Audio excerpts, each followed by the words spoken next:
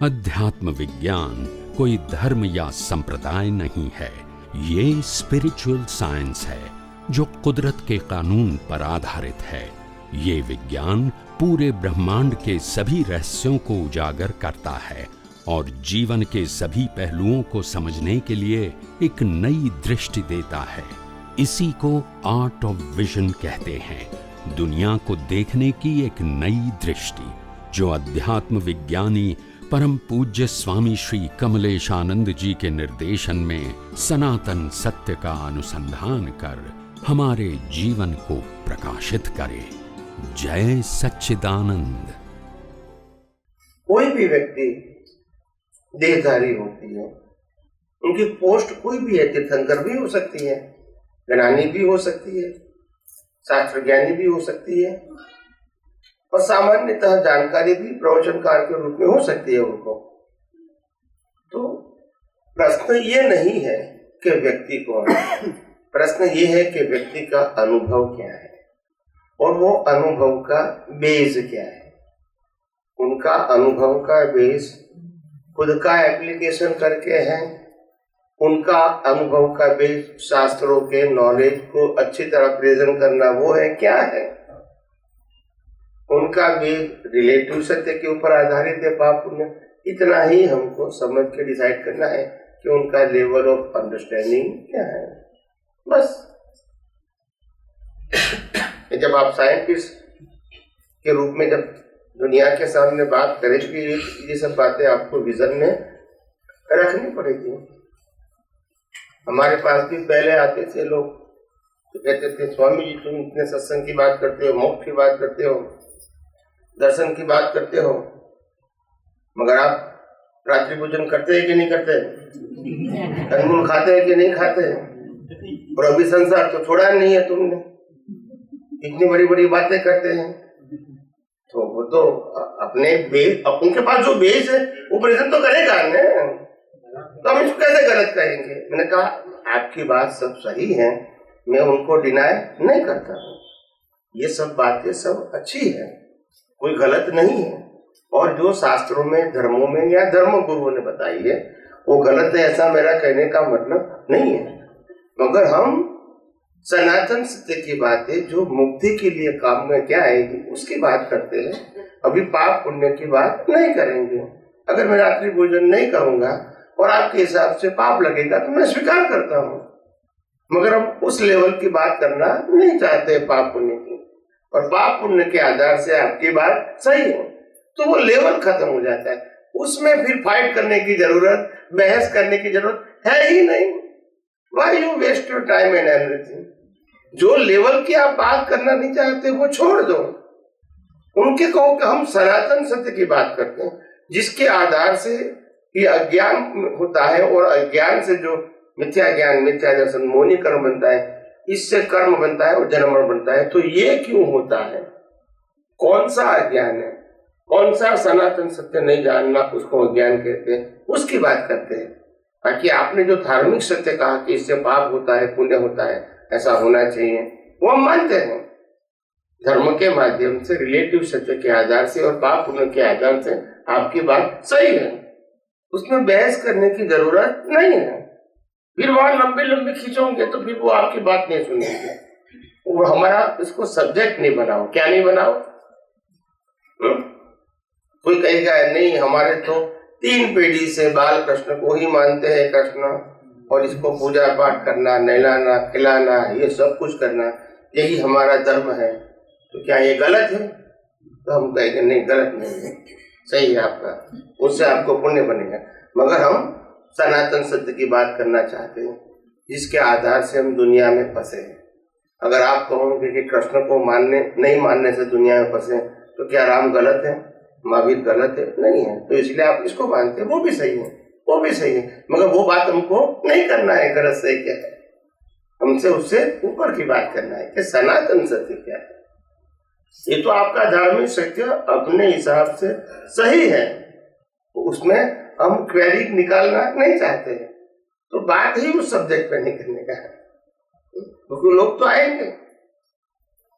और इसीलिए हम बचपन से ऐसे ऐसे छोटे छोटे साधु संत सन्यासियों को 5, 6, 7 हजार लोगों को ऐसे मिला हूं, त्यागियों को, आप समझे, और ऐसे संसारियों को भी बहुत मिला हूं, और सभी लोगों ने मेरे को टीप टीप के एक्सपर्ट बना दिया। हम समझे, ऐसे नहीं बनते, आप समझे ना। तो ये तो मैंने कहा ना कि भी ऐसे नीलकंठ नहीं बनते हैं।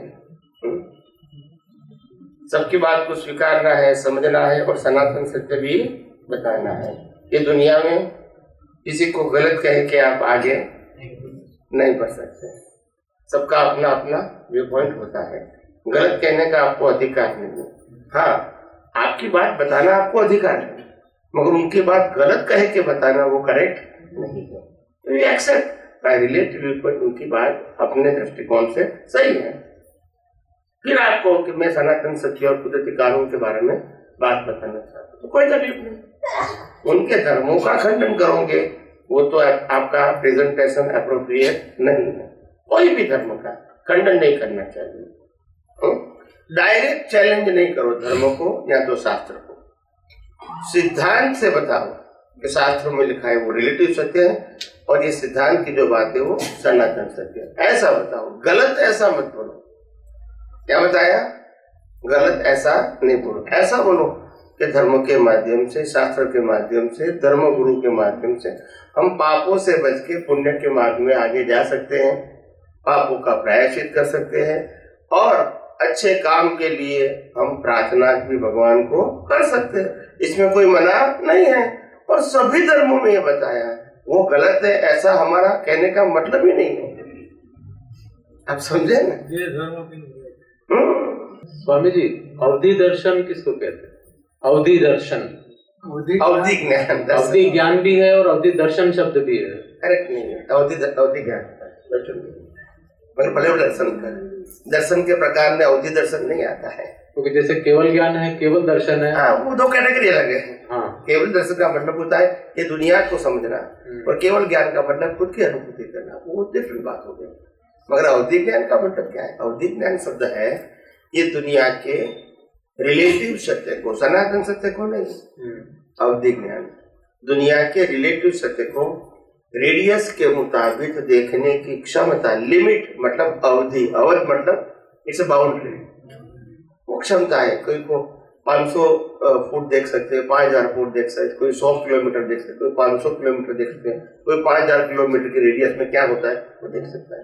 वो अवधि ज्ञान है। तो ये अवधि दर्शन नहीं, मगर वो ठीक है, बताते हैं लोग, अपना शब्द बोल देते हैं। स्वामी जी, आपके निमित्त से सच्चाई बाहर आ जाती है। नहीं, मैं तो जो है वो बताऊंगा, क्योंकि अवधि दर्शन ये सारे शब्द हैं वहाँ, लेकिन समझ कुछ नहीं आता है। जब तक बोलेंगे नहीं तब तक बाहर नहीं आएगा। तो अभी जैसे आपने अवधि ज्ञान के लिए बताया, तो ये जो बताया 5 प्रकार का ज्ञान है ना, उसमें एक ज्ञान है अवधि ज्ञान। मगर वो अवधि ज्ञान केवल ज्ञान के लिए जरूरी नहीं है, मगर ज्ञान जरूर है। एक प्रकार की क्षमता होती है। अवधि मनोपरि ज्ञान भी है, अवधि ज्ञान भी है, श्रुत ज्ञान भी है, ये ज्ञान है, वो गलत नहीं है। मगर आप इसको केवल ज्ञान, केवल दर्शन से कंपेयर, मगर ज्ञान जरूर है। एक प्रकार की स्थिति व्यक्ति को प्राप्त होती है। आपका कहने का मतलब अवधि दर्शन जैसे शब्द की जरूरत नहीं है? बिल्कुल नहीं, ज्ञान है, ज्ञान जी। अब जो ज्ञान आपने बताया वो अवधि क्षेत्र के हिसाब से बताया। इस तो अवधि का मतलब ही लिमिट। हाँ, लिमिट क्षेत्र के हिसाब से बताई। यस। तो ऐसे जो अवधि है वो काल की भी हो सकती है। पुराने भूतकाल में जाओ तो पहले 5 साल पहले का भी पता चल सकता है, 500 साल पहले का भी पता चल, तो क्या वो भी अवधि ज्ञान में आएगा? बताओ। अवधि का मतलब प्रेजेंट का दिखना, क्या बताया? प्रेजेंट। और पास्ट का दिखना, पास्ट बर्थ का दिखना, इसको कहते हैं जातीय स्मरण ज्ञान। क्या बोलते हैं? जातीय स्मरण। वो प्रीवियस बर्थ के दिखता है। तो सबका एक अपना अपना टाइटल होता है, टू अंडरस्टैंड। फिर लोगों को नहीं समझ में आता, उल्टा सुल्टा ऐसा बोल देते हैं, अवधि ज्ञान, जातीय स्मरण ज्ञान ऐसा बोल देते, क्योंकि उनको क्या है, विजन नहीं है ना उनके पास, तो अपने इंटेंशन नहीं बोलते, नहीं मालूम है तो ऐसा बोल देते हैं। तो अवधि ज्ञान का खाली एक क्षेत्र के साथ ही रिलेशन है, समय के साथ रिलेशन नहीं है? नहीं, वर्तमान समय में जो दिख रहा है रेडियस के हिसाब से कहते हैं। देवलोक को, नरक लोक को, दोनों को होता है, बाय बर्थ होता है। और उसका भाव के साथ कोई रिलेशन है अवधि ज्ञान का? वो तो ज्ञान दर्शन के ऊपर है। दिखने का मतलब वो शक्ति है, और इसका ज्ञान दर्शन क्या है वो पुरुषार्थ है। नहीं, अवधि ज्ञान वाला आपके भीतर क्या भाव चल रहे हैं वो जान सकता है? भाव नहीं जान सकते। मैंने कहा रिलेटिव सत्य, क्या बताया मैंने? रिलेटिव। भाव तो केवल ज्ञानी के बिना कोई नहीं जान सकता। दर्शन वाले भी नहीं जान सकते, समझ सकते हैं, जान नहीं सकते, केवल ज्ञानी जान सकता है। स्वामी जी, मनोपर्याय में શું થાય? मनोपर्याय का मतलब होता है आपके विचारों को जानना, वो भी डिस्चार्ज विचारों को, भाव का नहीं। ये सब समझना पड़ेगा। विचार का मतलब होता है आपके मन में विचार आया, जब मैं मुंबई जाऊंगा और मेरे पास मनोपर्याय ज्ञान है तो मैं देख सकता हूँ, तो मैं कहूंगा आप क्यों मुंबई जाने का सोचते हैं? तो आपको लगा स्वामी जी को कैसे मालूम होगा? ये मनोपर्याय ज्ञान, मतलब वो मनोपर्याय ज्ञान आपको भाव को नहीं, भाव मन को नहीं जानता है, द्रव्य मन को। ये सब बातें समझनी पड़ेगी। ये नहीं मालूम है लोगों को, तो सबको इक्वल लगता है, भाव को नहीं जानता। ऐसे अवधि ज्ञान होता है, वो दो प्रकार के कैटेगरी, फंडामेंटल दो कैटेगरी है। रेडियस की कैटेगरी वो एक अलग है, मगर अवधि ज्ञान में मूल दो कैटेगरी है, सुअवधि और कुअवधि। नेपोलियन को भी अवधि ज्ञान था, चर्चिल को भी था, वो कुअवधि था। तो ये सब समझना पड़ेगा, ये सब साइंस समझना है तो सब समझना पड़ेगा, रैंडम नहीं चलेगा। फिर लोग कहेंगे कि उनको भी था, बोला नहीं हमारे शास्त्रों में ऐसा नहीं होता, ऐसा नहीं होना चाहिए। आपको जानकारी साइंस के मुताबिक होनी चाहिए। सुअवधि मतलब हितकारी, कुअवधि मतलब विनाशकारी। एक सात्विक होता है, सम्यक होता है, उसको सुअवधि कहते हैं। मिथ्यात्व यानी इंडिविजुअल बेनिफिट के लिए या तो हिंसा के लिए, मतलब व्यक्तिगत लाभ के लिए करोगे, वो कुअवधि होता है। सम्यक का मतलब आत्महेतु के लिए होता है। एक विभंग ज्ञान भी है, विभंग ज्ञान, हाँ, उसका वो कैसे, उसका क्या? आपने क्या जाना है विभंग ज्ञान? तो जो विभंग ज्ञान ये होता है, वो जो अपने जाल में फंसा लेता है, वैसा जाना, जैसे हंस के सब काम निकाल लेता है, उस तरह छल वाला। छल वाला तो अभी ये कलयुग ऐसा ही चलता है ना, सभी के पास ये तो बाय बर्थ है। बोलना अलग, सोचना अलग, करना अलग, यही तो विभंग ज्ञान है सबके लिए। जो क्या सोचता है, वो क्या बोलता है, क्या करता है, कुछ मालूम नहीं, वो इनको भी नहीं मालूम। वो ज्ञानी को भी घुमा देते। हाँ, विभंग ज्ञान होता है, ज्ञानी को घुमा देंगे, मगर वो शास्त्र ज्ञानी को, अनुभवी ज्ञानी को वही तो किताबों वाले को तो घुमा देंगे, तो उल्टी बात करोगे तो वो बेचारा किताबों में नहीं लिखा है, क्या करेंगे वो तो वही कहेगा कि नहीं भैया, या तो ये ऐसे बात अलग करते हो, ये तो नहीं मालूम, हमारे शास्त्रों में नहीं लिखा है, हमारे गुरु ने नहीं कहा है, तो वो तो बेचारा कंफ्यूज हो जाएगा। साइंस अनुभवी नहीं कंफ्यूज होता है, नहीं अनुभवी नहीं होता है कंफ्यूज, वो तो मतलब ही नहीं है। तुम्हारी उल्टी सुल्टी बात से कोई वो सुनेगा, कोई इफेक्ट नहीं होगा। मैं अभी तक कितने सालों से सत्संग करता हूँ, कोई ऐसा नहीं मिला, आप समझे। और कहीं लोग ऐसे होते हैं जो मेरी बात को नहीं स्वीकार करते, ऐसे तो बहुत मिले, कंफ्यूज करने वाले नहीं मिले। क्या नहीं मिले? कोई भी व्यक्ति हमको प्रश्न करेंगे तो मैं उनको उत्तर दूंगा, फिर भी वो नहीं समझ पाएंगे तो दूसरा एंगल से दूंगा, फिर भी नहीं समझ पाएंगे तो तीसरे एंगल से दूंगा, फिर वो नहीं समझेगा तो फिर मैं समझ जाऊंगा। और क्या करेंगे, निकाल तो करना ही है ना। और क्या करेंगे, और क्या करेंगे, मैं थोड़ी की तुम सही मैं गलत, ऐसा थोड़ी करना है। हम ट्राई करेंगे, फिर हम समझ जाएंगे। फिर वो कैचअप नहीं कर पाता है तो कोई बात नहीं, इसमें क्या है। इसीलिए कोई उसमें कोई गलत है ऐसा मानने की जरूरत नहीं है, ऐसा ही होगा।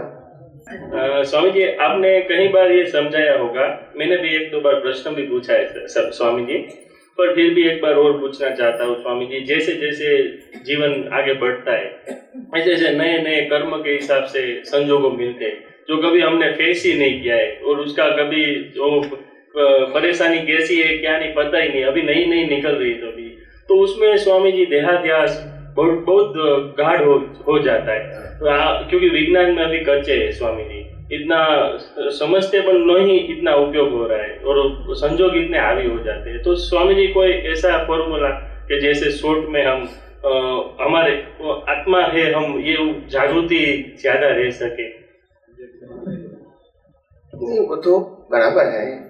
ये तो आप अवस्थाओं को कुदरत की रचना के रूप में नहीं देखते हैं, बस यही आपकी कमजोरी है और कुछ नहीं है।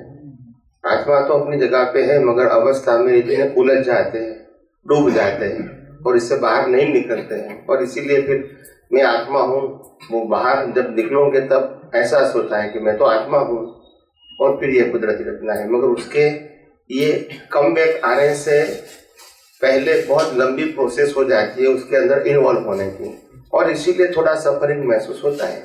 बाकी हर नए नए कर्म अलग अलग समय पे आते हैं, वो तो सवाल ही नहीं है।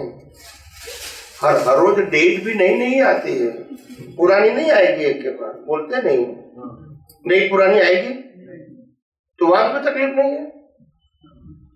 हर रोज नहीं डेट, हर रोज नहीं डेट, पुरानी कभी आएगी ही नहीं। एक महीने के बाद आएगी नहीं, पूरी डेट तो नहीं आएगी।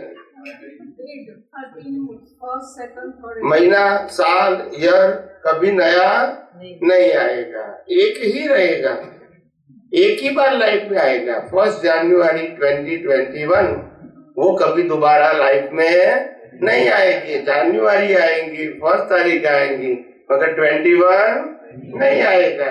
तो डेट का मतलब होता है डे, मंथ एंड ईयर। वो लाइफ में सीक्वेंस में एक ही बार लाइफ में आता है, दोबारा नहीं आएगा। रेखा जी ने पूछा है कि जो विभंग ज्ञान है क्या उसी को अवधि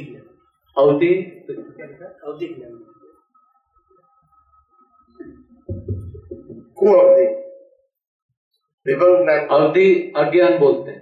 अज्ञान को मतलब विभंग, मैंने कहा ना कुअवधि को विभंग ज्ञान, वो कई शास्त्रों में लिखा है। कुअवधि का विभंग कहते हैं। विभंग का मतलब होता है स्वार्थ के लिए यूज करना, इंडिविजुअल यूज करना, और सुअवधि का मतलब होता है आत्म हेतु के लिए, कल्याण के लिए करना, अपनी आध्यात्मिक प्रगति के लिए करना। तो ये कुअवधि यानी अवधि अज्ञान। हाँ, अज्ञान का संसार के हेतु, स्वार्थ के हेतु उपयोग करना, इसको कु बोलते हैं, विभंग भी बोलते हैं। विभंग का मतलब होता है उल्टा ज्ञान, जो है उससे उल्टा उपयोग करना। ज्ञान का एक्चुअली ज्ञान का मतलब होता है, ज्ञान का मतलब होता है use for your permanent benefit. मगर वही ज्ञान को हम जब टेम्पररी बेनिफिट पे करते हैं तो स्वार्थ हो जाता है। क्या हो जाता है? उसको रिलेटिव सत्य बोला जाता है। और जो ज्ञान का उपयोग परमानेंट बेनिफिट के लिए तो उसको स्वार्थ नहीं बोला जाता है, सम्यक हो जाता है, सम्यक हो जाता है। तो ये सब डेफिनेशन समझ लेने का।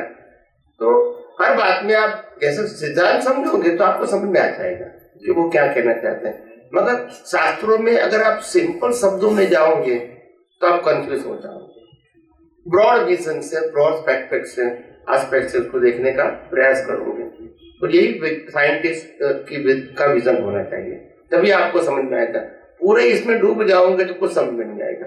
बाहर से ऑब्जर्व करके समझने की कोशिश करो, अंदर डूब जाओगे तो नहीं समझ में आओगे। एक हमारे आज से करीब 8, 7, 10 साल पहले एक आचार्य भगवंत मेरे को मिले थे पालीताना में। तो उन्होंने कहा, स्वामी जी आपने इतने सारे शास्त्र पढ़े, इतने धर्मों के शास्त्र पढ़े, आपने पाया क्या इसमें से? इतना बड़ा पढ़ा तो क्या पाया आपने? भले पढ़ा आपने, मगर पाया क्या? मैंने बोला यही पाया कि मैं जो ढूंढ रहा हूँ इसमें नहीं है, ये पाया। बोलते नहीं है। अभी उसमें मेहनत करने की जरूरत नहीं है, इतना तो पाया हमने।